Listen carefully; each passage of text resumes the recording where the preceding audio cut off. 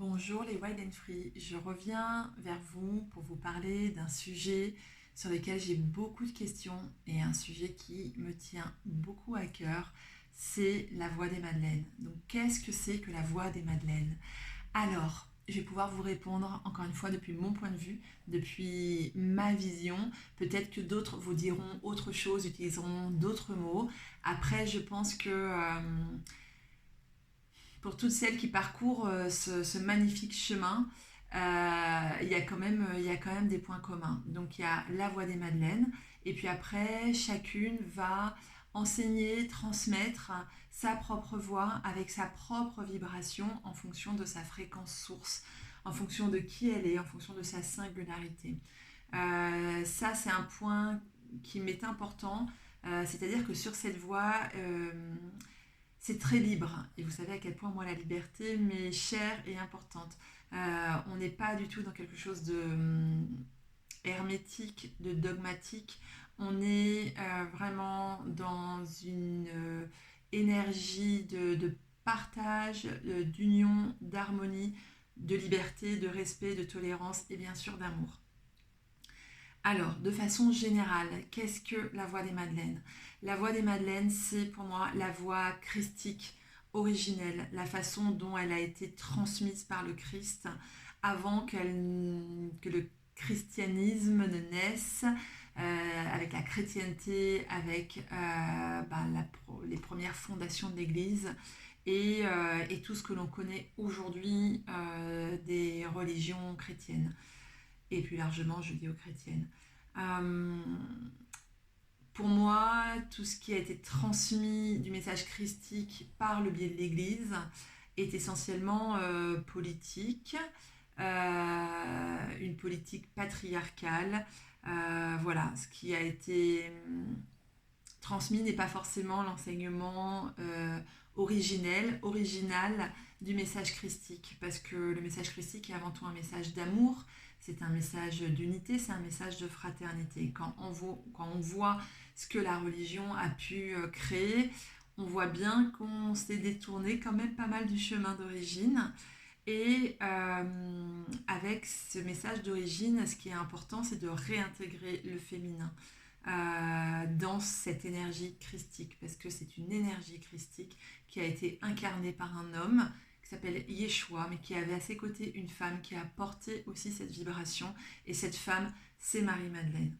Alors après, il y a beaucoup d'exégèses sur quelle était la nature réelle de leur relation.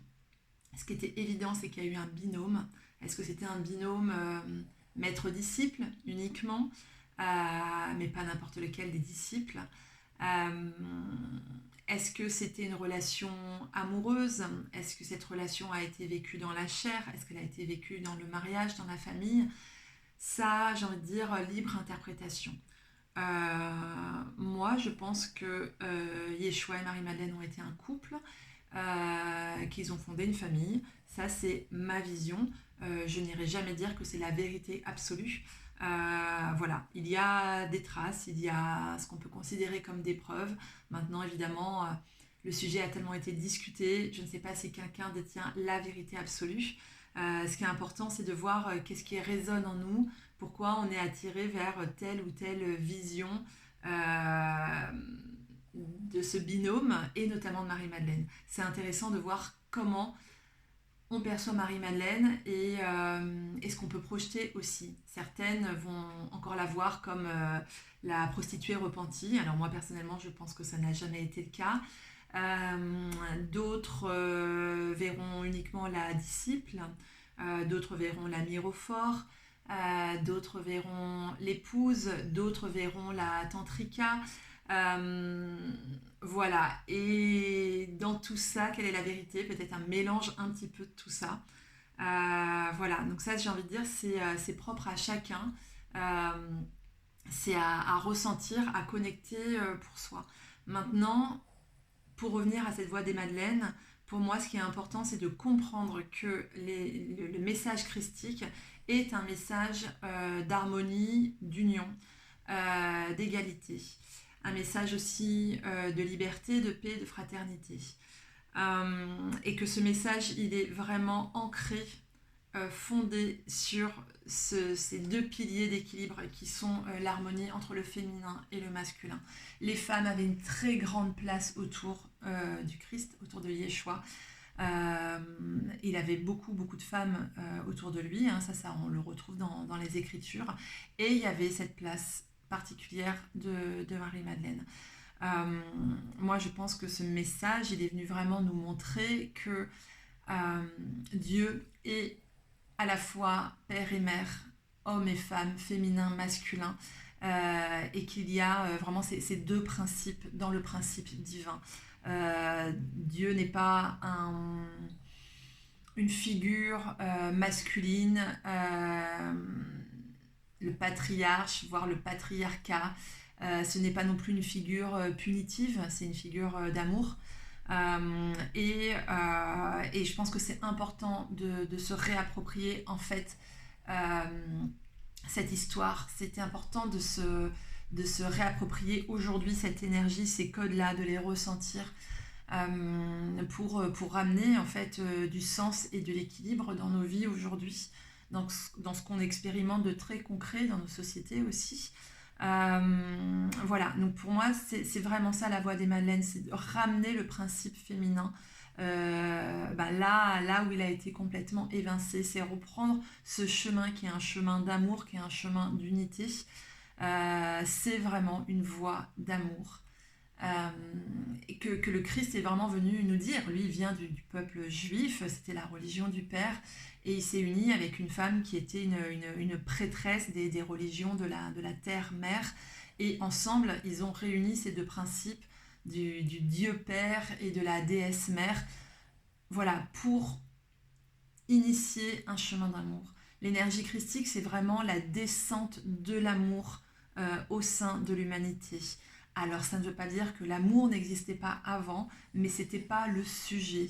Avant, on suivait des voies spirituelles, pas depuis forcément l'espace du cœur, mais essentiellement depuis l'espace de l'esprit. Et Jésus est venu, non pas à dire que l'esprit n'était pas nécessaire, mais il est venu vraiment descendre cette énergie plus profondément dans le cœur et dans la chair. Ça a été tout son propos, ça a été tout son enseignement. Alors, l'histoire a fait que il a été crucifié, donc il a été exécuté pour des raisons essentiellement politiques, tant de la part des Romains que de la part des prêtres juifs de l'époque.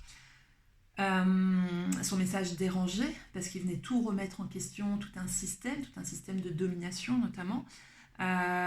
Et on a bien sûr évincé totalement la figure de Marie-Madeleine, Marie-Madeleine était le premier des apôtres, et c'est à elle qu'a été confié par Yeshua le rôle de transmettre en fait ses enseignements. C'est quand même, il ne faut pas l'oublier, à elle qu'il est apparu, ressuscité pour la première fois, et ça même l'Église ne peut pas le nier, puisque Marie-Madeleine est désormais reconnue comme apôtre des apôtres. Donc voilà, l'idée avec la voie des Madeleines, c'est de vraiment réintégrer cette notion de divin féminin, c'est vraiment se reconnecter au divin féminin, à la Shekinah, à la Sophia, quel que soit le nom qu'on lui porte, à la fois dans la dimension énergétique et divine, et aussi réintégrer cette figure de Marie-Madeleine qui pour moi est aussi très politique. C'est important de comprendre son rôle, c'est important d'avoir aussi un référentiel, d'avoir aussi une figure à laquelle se relier, notamment pour nous les femmes. C'est important de voir que nous les femmes, on a aussi cette place de prêtresse, d'enseignante sur le chemin spirituel. Et on sait que par l'histoire, on a été bafoué, évincé, pour des raisons qui ne sont absolument pas religieuses dans le sens premier du terme, à savoir de relier les êtres ensemble, mais qui sont des raisons politiques, c'est des raisons de pouvoir en fait. Voilà, donc la voie des Madeleines, c'est vraiment une voie qui permet de se réapproprier les enseignements christiques, de revenir marcher sur ce chemin de cœur, sur cette voie de l'amour, en réintégrant l'énergie féminine. Non pas pour évincer le masculin, qui a sa juste place, mais justement pour le remettre aussi lui à sa juste place, pour le remettre dans sa noblesse. sa souveraineté à la fois intellectuelle, spirituelle et sa souveraineté de cœur. Et pour remettre à ses côtés sa reine, donc le roi et la reine, quoi. On les remet ensemble, le prêtre et la prêtresse, le guérisseur et la guérisseuse. Remettre cet équilibre en fait. Donc sur la voie des Madeleines, on vient réintégrer, se réapproprier ces enseignements christiques féminins, sans évincer le masculin, mais pour ramener de l'équilibre. Ça permet aux femmes de se réempuissancer, de reprendre leur souveraineté spirituelle. Et pour celles qui en ressentent l'appel, de reprendre leur fonction légitime de prêtresse, d'enseignante spirituelle. Et ça permet aussi aux hommes de réintégrer cette part féminine, divine en eux, de se reconnecter à leur anima. L'anima, c'est la part féminine qu'on a tous, hommes ou femmes, en nous, et dont les hommes sont particulièrement coupés. Cet anima qui est aussi, étymologiquement parlant, l'âme, quoi.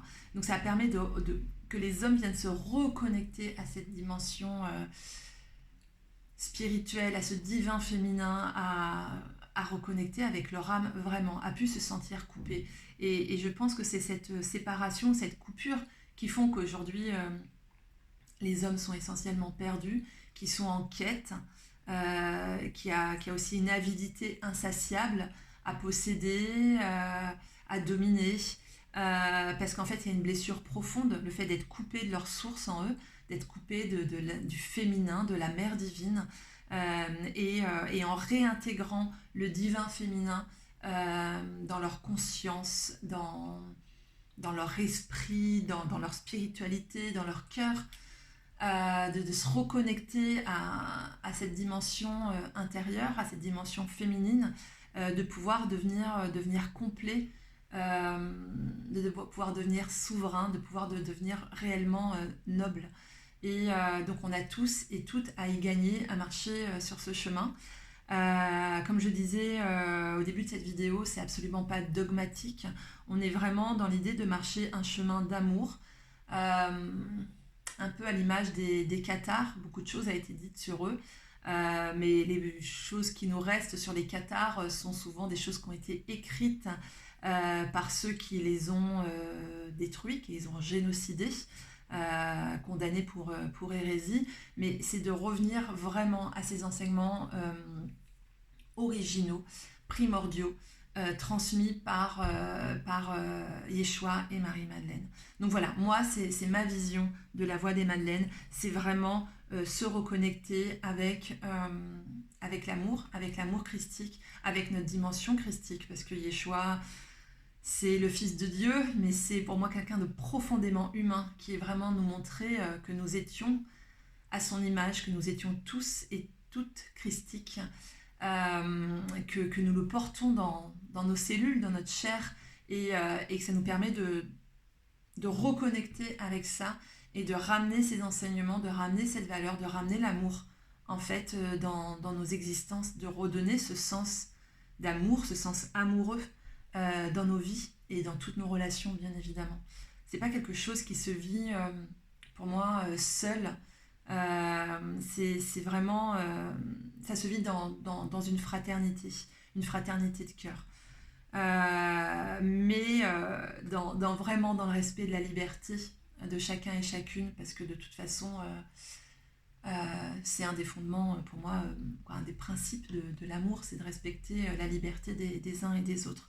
Donc vous voyez bien qu'entre les enseignements transmis par Yeshua, Marie-Madeleine et la famille autour, et toute la communauté qu'il y avait autour d'eux, et quand on voit ce qui s'est passé avec la religion, on se dit mais qu'est-ce qui s'est passé, quoi? Qu'est-ce qui s'est passé pour que ça soit perdu comme ça? Bon, il s'est passé le pouvoir, nos karmas de pouvoir qui avaient besoin encore d'être nettoyés, et au lieu de recevoir pleinement l'amour, on a crucifié l'amour, et depuis on porte cette terrible blessure de cœur tous en nous, qui nous rend vraiment désespérés, perdus, errants.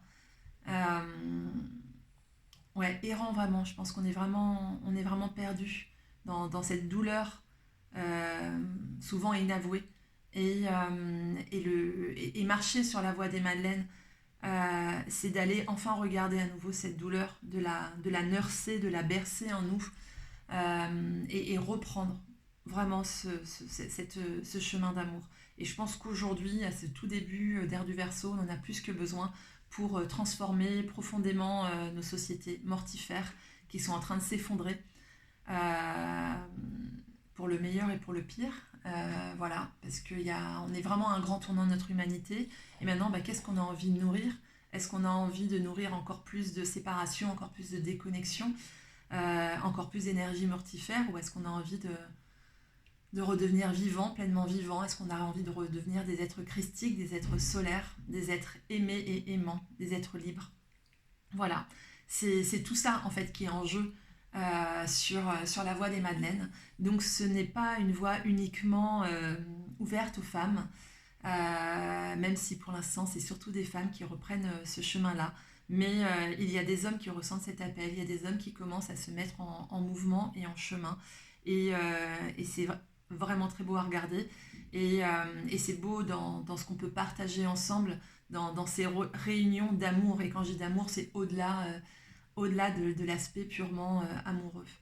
Donc c'est un chemin d'union, c'est un chemin de hieros gamos, donc de mariage sacré, qui pour moi, avant d'être vécu à l'extérieur, et ça c'est des fois un peu le piège, on a tellement cette hâte de retrouver cette vraie belle union que l'on sait possible en nous, on est beaucoup en tout cas à porter cet idéal-là en nous.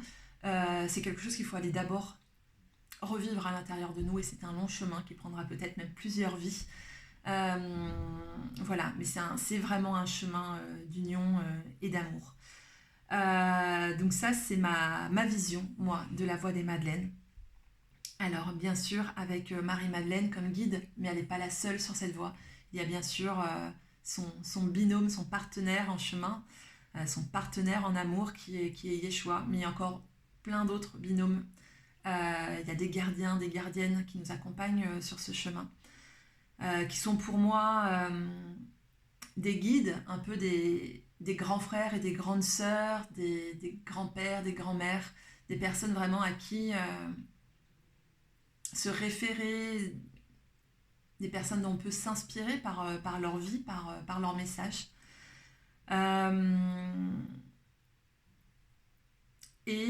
Ensuite, sur cette voie des Madeleines, et comme je vous disais au départ, on est plusieurs à la transmettre, et à la transmettre de façon à la fois différente et similaire.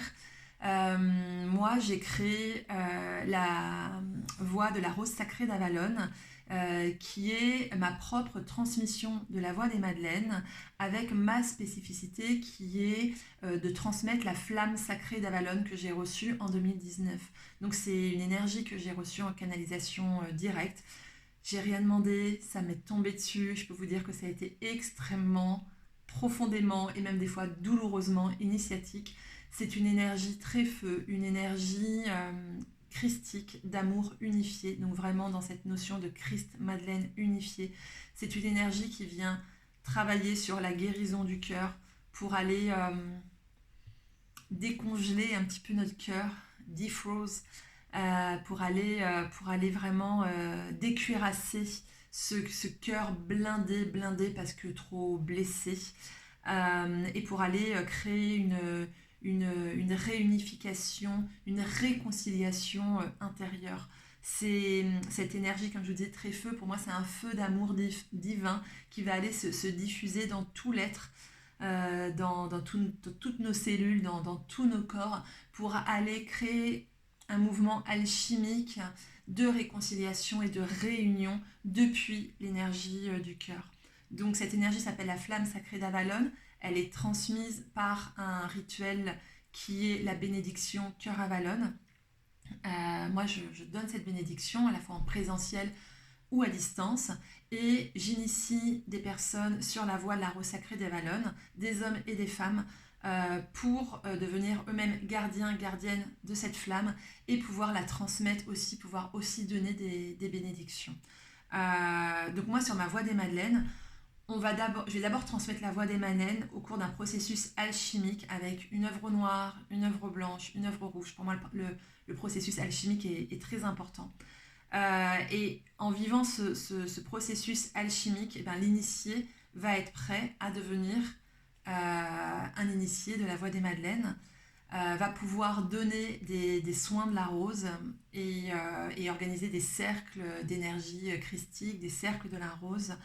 Et ensuite, étant prêt, on va dire que le vaisseau étant prêt par ce processus alchimique, à la fin, je transmets l'énergie de la flamme sacrée d'Avalon euh, pour qu'on devienne chacun vestal, qu'on soit homme ou femme, on devient vestal, gardien, gardienne de cette énergie, pouvoir la transmettre. Mais ce travail préparatoire en amont est vraiment très important.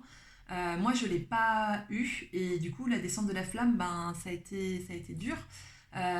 Pour celles et ceux qui le savent, moi j'ai vécu une chirurgie cardiaque suite à une endocardite après avoir reçu cette flamme, parce que voilà, hein, le contenant était un peu fragile et ça a un peu tout brûlé sur son passage. Donc voilà, j'ai vécu l'enfer de la fièvre, hein. Je me suis vraiment consumée.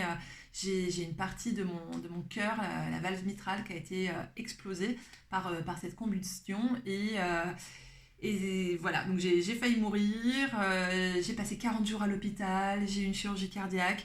Voilà, ça a été une épreuve initiatique. J'ai cette compréhension-là aujourd'hui. Ceci dit, je souhaite à personne de passer par ce processus-là. On n'est pas du tout obligé de passer par la souffrance. Ça, c'est aussi un mécanisme de croyance dont moi j'ai eu besoin de me libérer. Vous savez, je suis très scorpionne, donc ce processus vie-mort-vie, destruction, renaissance, voilà, il est un peu inscrit on va dire, dans mon thème et dans mes étoiles, mais aujourd'hui, je m'en libère. Et ayant vécu tout ce processus, moi, en fait, j'accompagne aujourd'hui les initiés de façon à ce que cette énergie arrive en toute sécurité.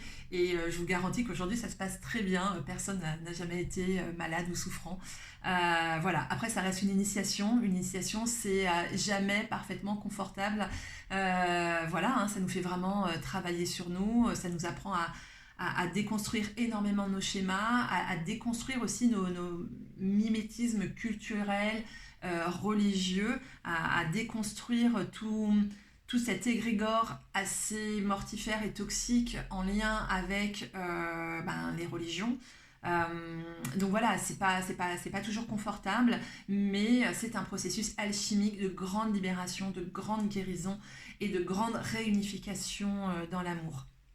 Voilà un petit peu ce que je peux vous dire de la Voie des Madeleines et de ma transmission de la Voie des Madeleines que je propose maintenant depuis 3 ans et qui permet, en plus d'apprendre à être une Madeleine sur ce chemin, en plus d'apprendre à faire des soins de la rose, et ça transmet, ça permet de transmettre, de recevoir cette énergie de la flamme sacrée d'Avalon et de donner des bénédictions cœur Avalon.